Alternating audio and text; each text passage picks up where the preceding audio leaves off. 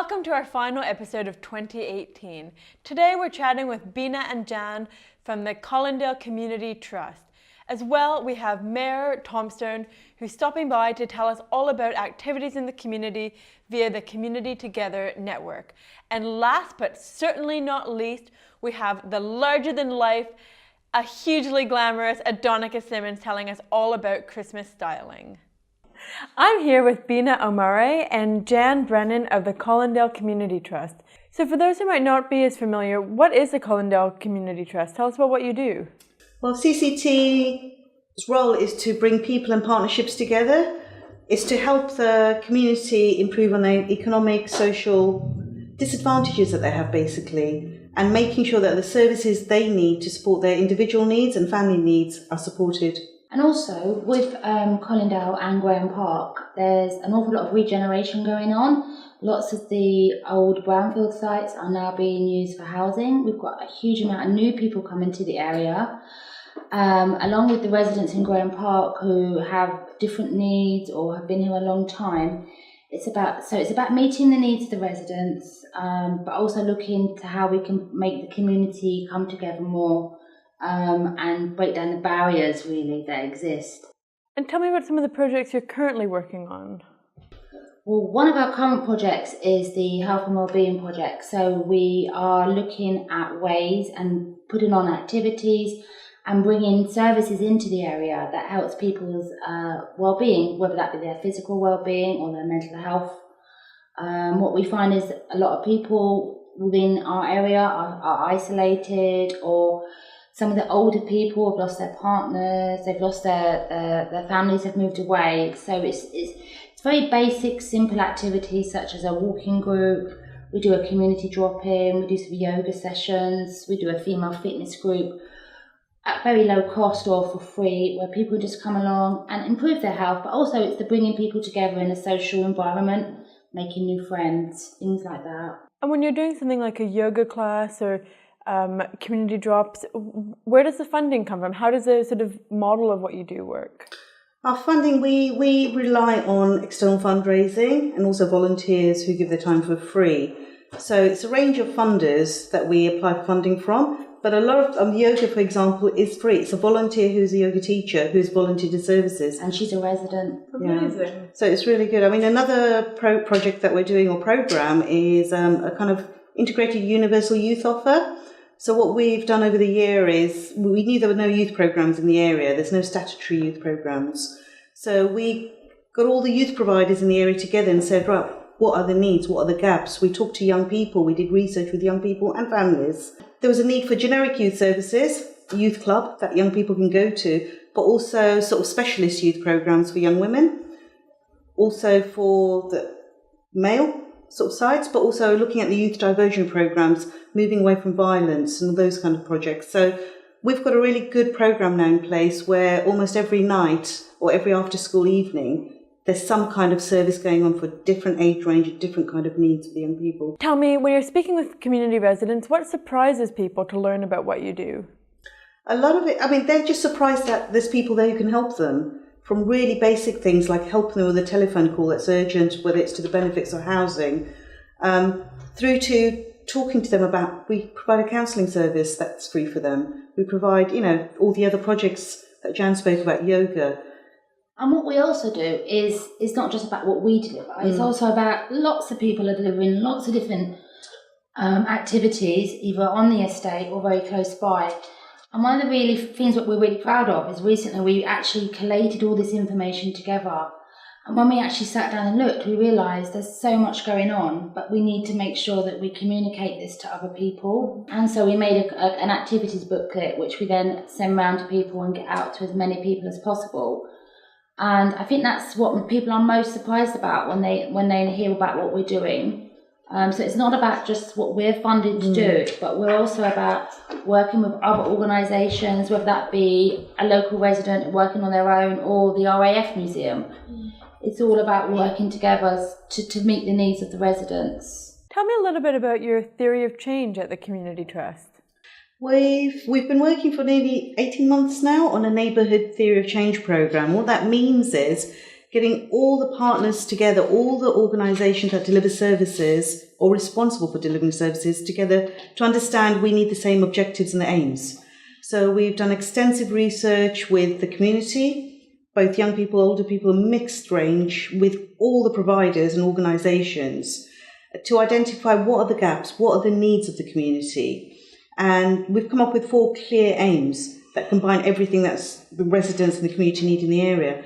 And it's been really positive because more organisations are joining us on our consortium because they realise if we work together, it stops duplicating services, it stops them fighting for funding individually, but it also makes each of them realise what are their specialisms. So we don't want to do everything, which is what we thought we wanted to do. We can specialise on this, well, you specialise on that, and then the referral mechanisms, the linkages between everyone. It's value for money, it has a real social impact.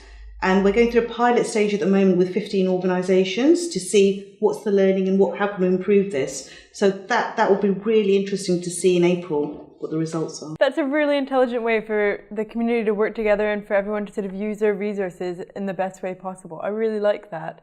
Well, Bina and Jan, thank you so much for coming in today. It was a pleasure speaking with you, and it was so interesting learning about what you're up to. Thank you. Welcome, Mayor Reuben Thompstone. We're so happy to have you. Thanks so much for joining us and telling us a little bit about the Community Together Network. Over to you.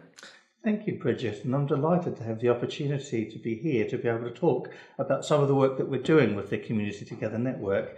We have a whole range of activities that are taking place. We have a programme that goes right up to Christmas and even beyond with various different activities with different organisations. And of course, we have quite a number of consultations taking place, which I'm really excited about, particularly one of the consultations, which is around our housing policy.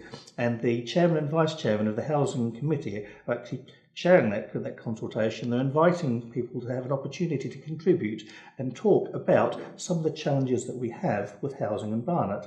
So people are really busy. It's the holiday season. What are the 3 key things you'd like to talk about today?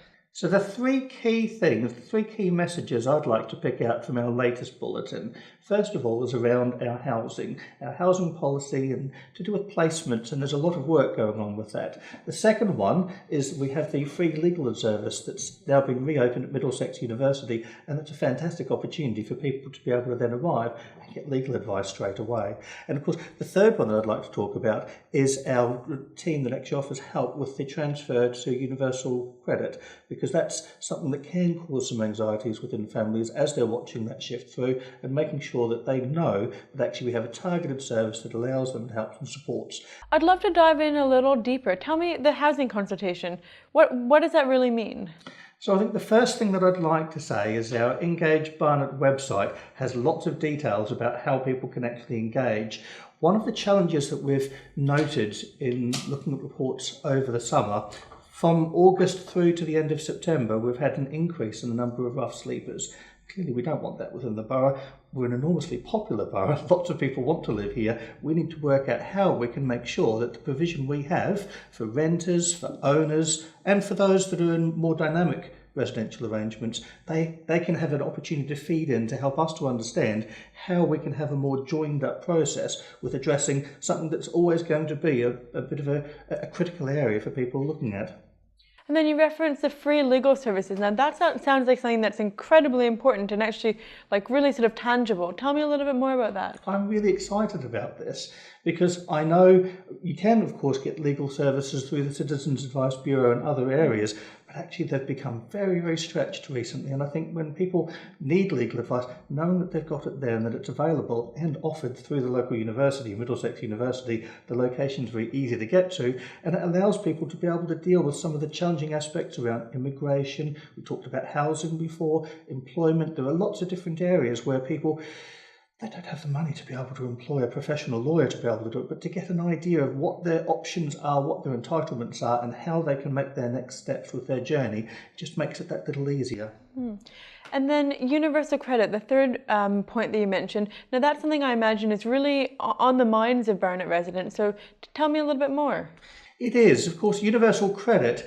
This should, the government will tell us, over time be a much more streamlined system, much more transparent, much more easily understood.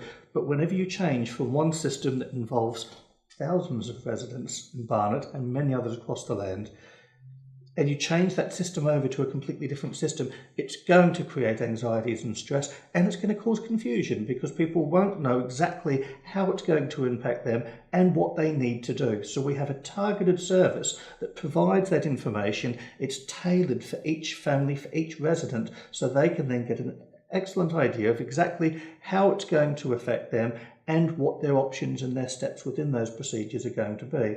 And I know there's something very exciting you have coming up, the Civic Awards. Can you tell me a little bit about how people can apply and when they can find out more? Absolutely. Now, I should start off by saying the deadline is the 31st of December. After that, unfortunately, we can't take any further nominations, and there'll be a panel who are going to select from what I know will be a significant number of nominations on 3 different awards. And the 3 different awards that we have an outstanding achievement, which is for a resident who really does something above and beyond. And this will be somebody who's been doing this for quite some period of time and has made a real impact on their local community and possibly further. We have a second award, which is the Lifetime Achievement Award, and it does what it sounds like. This is probably not going to be one of our younger residents. This will be somebody who have dedicated an entire lifetime, decades, to really being able to make some important change that's made a really positive benefit to the residents in Barnet. And then finally, we have a Young Achiever Award as well, because as the youngest ever Mayor of Barnet, of course, I'm really excited at the opportunity of shining a spotlight on some of our fantastic youths. And of course, there'll be runners-up for each of these, and there'll be nominations for each of these. But I really encourage every resident out there who thinks they know someone who really is worthy of some recognition. It's not about whether they win, it's about whether they get nominated. Put that name forward, let us know why. It's very easy to find on the website, the Civic Awards, Barnet Civic Awards, and I'm really looking forward to meeting all of these residents who make such an outstanding contribution to our borough. Now I have to ask, you're wearing a very fetching bow tie. Is there any significance? Well, to be honest with you, I started my mayoral year back in May, and I was wearing the traditional long tie, and today, thankfully, they haven't asked me to wear my ball and chain, as it were, but I noticed that it was rubbing and destroying all my ties, and I thought, the fact that you said fetching encourages me. Maybe I'll continue after this year. Thank you very much. Thank you very much. Hey Adonica, it's so great to see you. How have things been? Really good, Bridget. Thanks for having me. So we're into the festive season. This is the time for the girls to get funky and fresh with velvet and twinkles. Let me take you through the Capsule Wardrobe. Fantastic. You know what? Holiday season, my favourite time to dress. And also one of the coldest. So one of the real trend pieces for this winter is a long cardigan. But what I really like about this is the animal print. Do you want to try it on for me? I was just going to ask. So this monographic print, which is snake, by the way, is a really cool way to just snazz up any outfit, particularly if you're running around the shops. So yeah, I would pull the sleeves up a little bit, and if you want to make it look really, really super duper trendy, you can always add a belt. Now this one is actually from the men's section at New Look. It's got a really nice velvet texture, but try wrapping that round and you'll see the difference. That's a 2 for 1. 2 for 1. Buy it for him as a gift and then keep it for yourself. So yeah, you would just kind of do it up like this, just to get a rough idea as to how it would pull a really big, voluminous jacket in and make it something a little bit more feminine. Definitely, right? it sort of cinches you in, and then yeah, it's a little bit more glamorous, and you could actually sort of wear that out in the evening. Absolutely. Do you like the texture? It's such a soft material. And I can't believe it comes from New Look. Super, super luxurious. Let's have a look at the leather skirt. So again, this is a nice piece to add to the wardrobe at this time of year. It's really functional, obviously durable, waterproof, which is great for the rainy season. But what's clever about it is that it's not that boring black. So a nice mink and a nice grey is a really way to go into the winter. Can you imagine this with like long boots? Or could you do sort of a short boot and a pair of tights? Absolutely, short boots and a pair of tights would be absolutely fantastic. So that leaves you with the 6 pieces for our Capsule Festive Wardrobe. Absolutely fantastic. Well, wow, Adonica, it has been such a great year working with you. We've learned so much, and I think everyone is certainly looking a lot more fashionable thanks to you. That's a wrap. It's hard to believe that was our final episode for 2018. We had a great show today. Bina, Omare and Brennan were here. As well, Mayor Reuben Thompstone popped by the studio for his 2nd time. It was a pleasure to see him. And of course, we got to learn a little bit about Christmas gifting with Adonica Simmons. Merry Christmas, and we'll see you next year.